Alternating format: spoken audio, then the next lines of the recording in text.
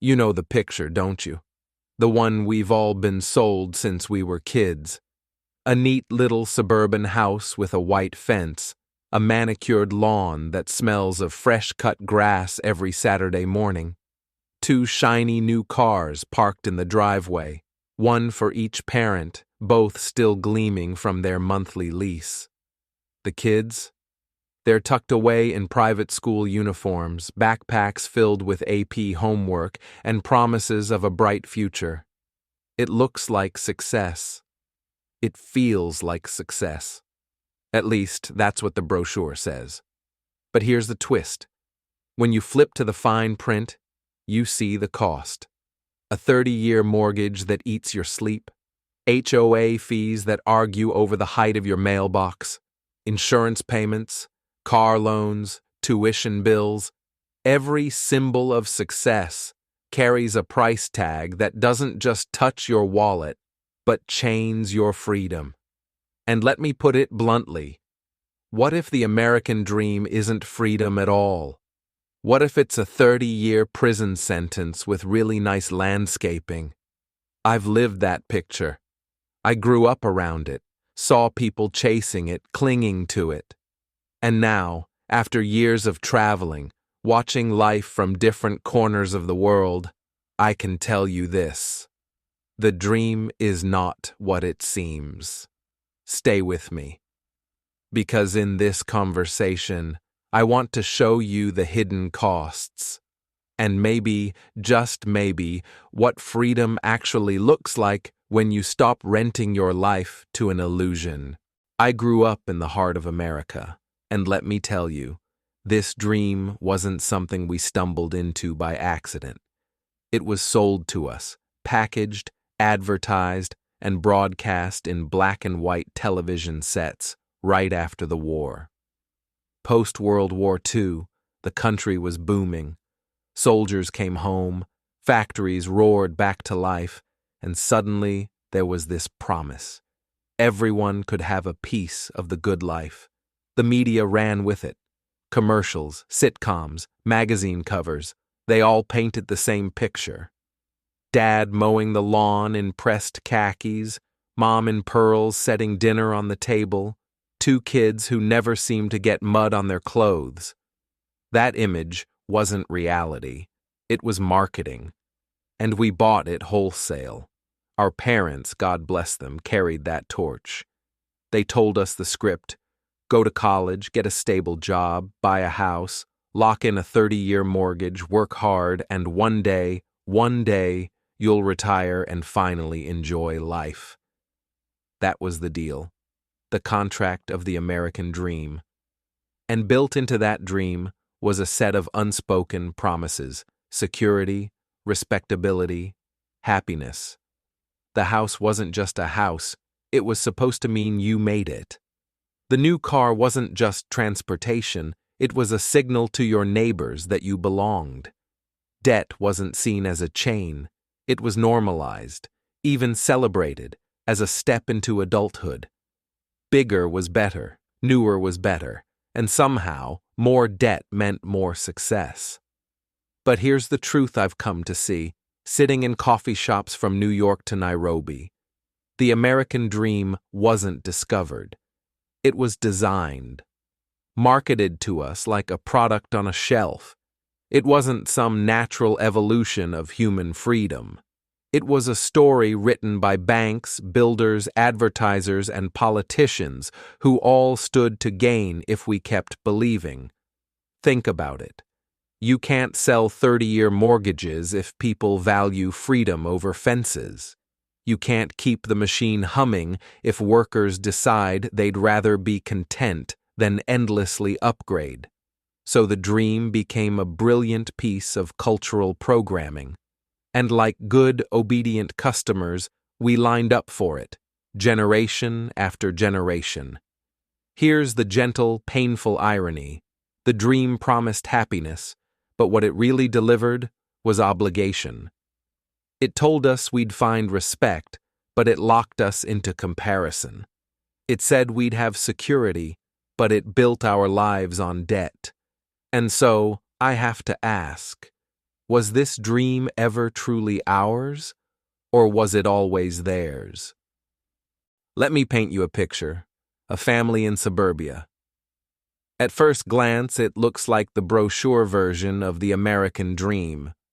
The four-bedroom house with the perfectly trimmed lawn, a two-car garage, kids in clean uniforms waiting for their carpool to private school.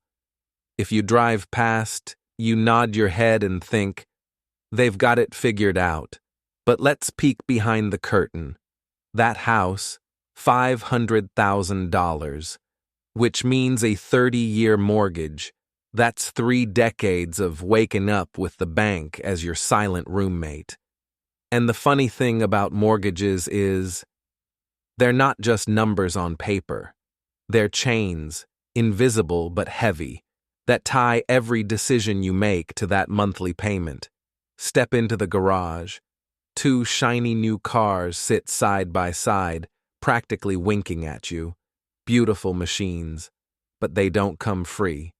There are the loans, the insurance, the maintenance. Those cars aren't just vehicles, they're little debt traps on wheels.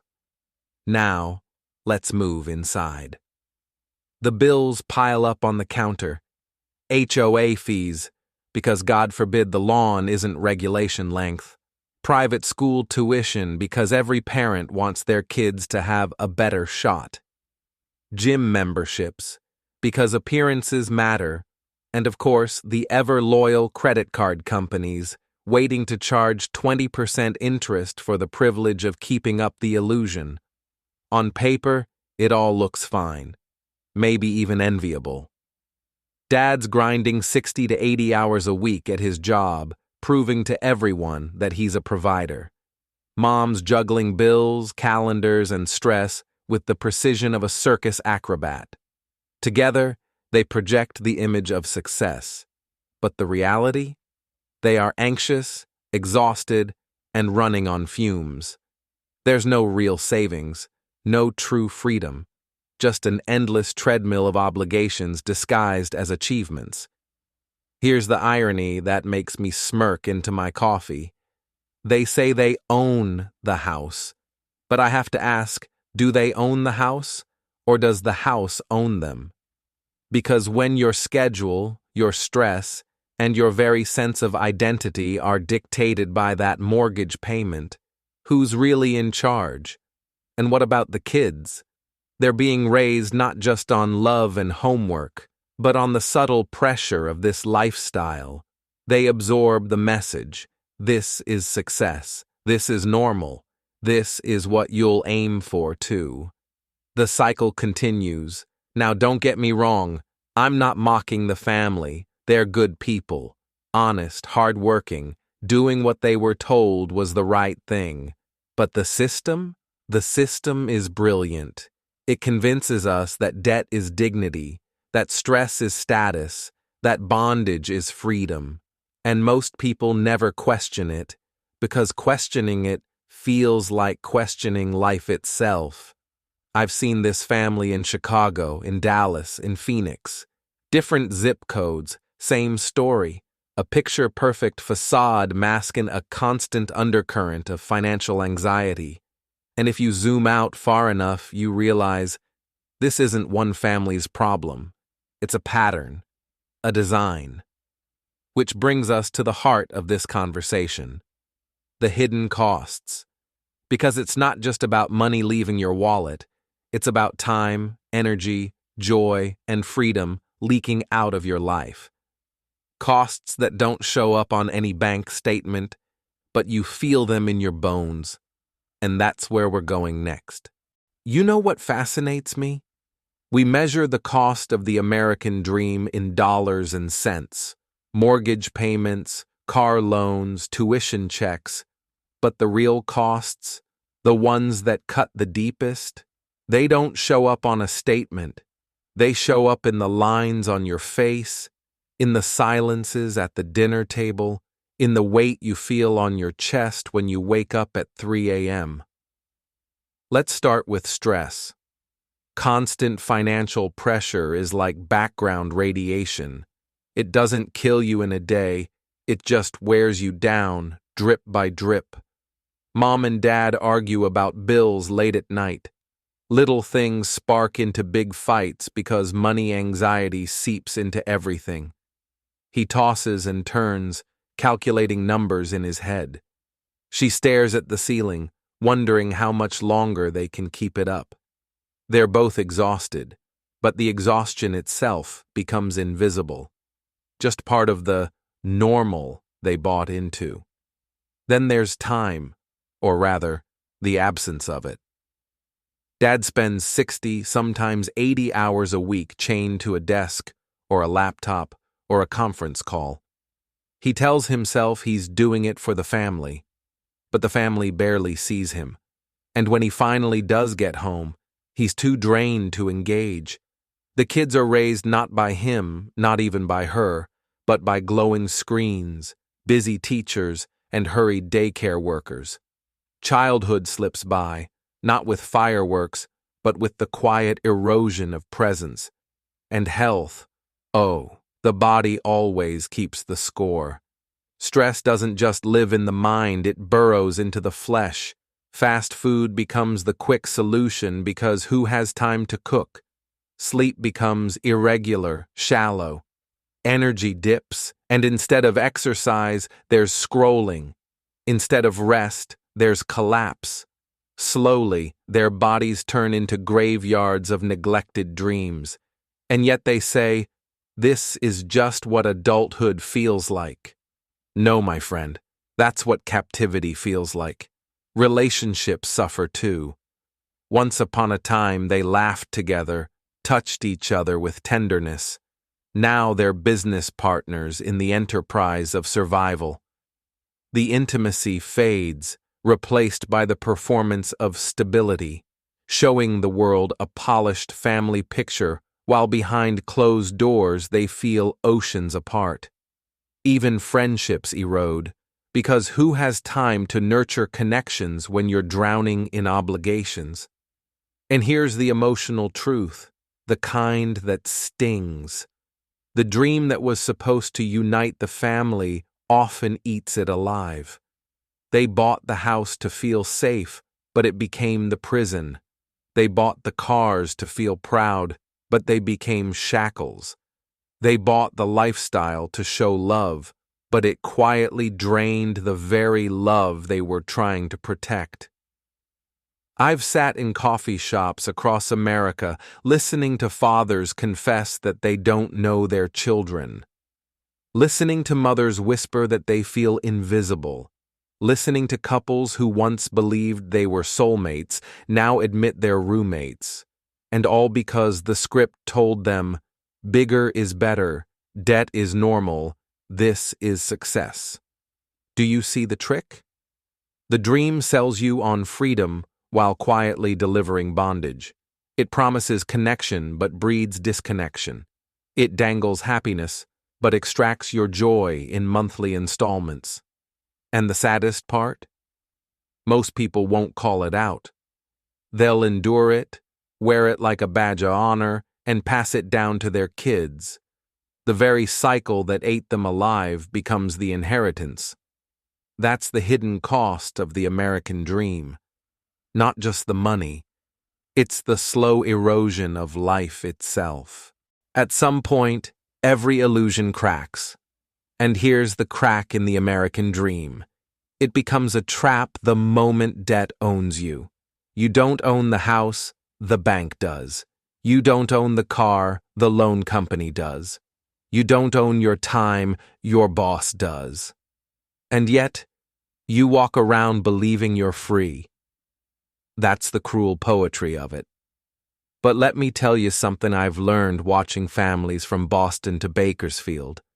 You don't really want the house. What you want is the feeling that you're safe. You don't want the luxury car. You want to feel respected, admired, maybe even envied. You don't want the private school tuition. You want to believe your kids will be okay. Strip away the marketing, the granite countertops, the shiny paint, and you'll find the truth. It's never about the thing. It's always about the feeling, The thing is supposed to deliver. And here's the shift, the lens that changes everything. Freedom is not about how many assets you stack. It's not about the square footage or the model year or the size of your retirement account. Freedom is about control. Control over your time, your energy, your choices. Freedom is the power to wake up in the morning and decide what matters today, without a creditor, a boss, or a bill collector standing over your shoulder. So if money isn't the key, then what is? That's the question we'll wrestle with next. And if you can hold on to that question long enough, you may just find that freedom has been closer than you think. We've been sold a definition of success that's as narrow as it is expensive. The big house, the two-car garage, the job title that looks good on LinkedIn but leaves you checking your email at midnight. But what if we turned that definition inside out? What if success wasn't the size of the house, but the space inside your schedule? Think about it. True wealth isn't walking through a mansion you barely have time to enjoy. It's walking your kid to school in the morning because you can. It's sipping coffee slowly, not gulping it on the freeway. It's choosing projects, relationships, and places to live that actually align with your values, instead of bending yourself into knots to meet someone else's standard of success. I once met a guy in Oregon, school teacher, modest income. He and his wife chose a small cabin instead of a big suburban mortgage. They drove one reliable car, not two new ones. To most people, it didn't look like much. But here's the kicker: he had time. He coached his daughter's soccer team. He built furniture in his garage on weekends. He had dinner with friends without checking the clock. He was present, and he was free. See, it's not about shrinking ambition, it's about growing freedom. The kind of freedom that lets you live fully in the life you already have, rather than mortgage your future for an image you'll never catch up to. And that's the real redefinition of the dream, not more, bigger, shinier, but simpler, truer, freer. So if we step away from the trap, what's left? What path do we walk instead? That's what we'll explore next. The alternative path that just might lead to the kind of wealth money can't buy. There's a quieter road most people never notice, because it doesn't have the billboards, the glossy magazines, the Instagram likes. But it exists, and if you lean in, you'll see it's where freedom hides. The first shift is work. Most of us design our careers around paychecks, not around flexibility. We brag about salaries but whisper about burnout. But imagine designing your work around time, negotiating remote days, freelancing, or even starting something small on the side, not to get rich, but to create space. Flexibility is worth more than a bonus check when it comes to freedom. The second shift is housing. A smaller house doesn't mean a smaller life. It means a bigger margin. Less square footage, less mortgage, less stress. You don't need the dining room you only use twice a year, or the vaulted ceiling that mostly collects dust. You need a home that supports life, not one that strangles it. The third shift: cars. Ah, yes, America's favorite symbol of success. A shiny new car every 5 years, financed at 7% with insurance premiums that quietly bleed you dry. But you don't need a showroom model to get from point A to point B. A reliable, paid-off car will do the same job, and it won't keep you up at night. And then spending. This is where the dream really breaks or heals. Most people spend for appearance: new gadgets, trendy clothes, HOA-approved landscaping. But the ones who find freedom spend on meaning. They pay for experiences, health, learning, memories, things that expand life rather than decorate it. I once met a couple in Colorado. They earned less than many of their peers. No sprawling house, no brand new SUVs. But here's what they did have. No debt. Which meant they could travel whenever they wanted. They could take Friday afternoons off to hike the mountains. They had margin, peace of mind, and a relationship that wasn't eroded by financial stress. Less overhead, more options. That was their quiet superpower. And that's the alternative path. Not glamorous, not headline-worthy, but deeply, stubbornly free. So if this path exists, and it does, what does it all add up to? What's the transformation waiting on the other side of leaving the dream behind? Let's close with that. You know, when I was a kid, the American dream was painted in billboards and commercials. A shiny house, 2 cars in the driveway, smiling kids in the yard. It looked perfect. But here's what they didn't tell us. Behind the white picket fence, there was a mountain of debt, endless stress, and lives stretched so thin they could barely breathe. The dream we were sold wasn't really freedom. It was a mortgage wrapped in a bow. And here's the truth I had to learn the hard way. The real dream isn't about appearances. It isn't about stacking more things in your garage or buying a bigger house than your neighbor. The real dream, the one nobody sells you, is freedom. Freedom of your time, your energy, and your choices. The ability to wake up and decide how you want to spend the hours of your life. I promise you this. The moment you measure success differently, you'll start living differently.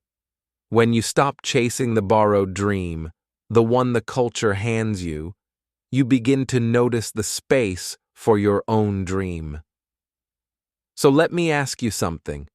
If you weren't chasing that borrowed dream, what would your dream look like? Not the one on a glossy brochure, not the one your friends brag about, but yours. And if questions like this keep you up at night or stir something inside you, then welcome to the bridge within. This isn't about hacks or shortcuts. It's about uncovering the truths about money, freedom, and meaning that nobody talks about. If you're ready to walk that inner bridge, to discover who you really are and who you could become, then subscribe. Join me. The journey isn't easy, but it's the only one worth taking.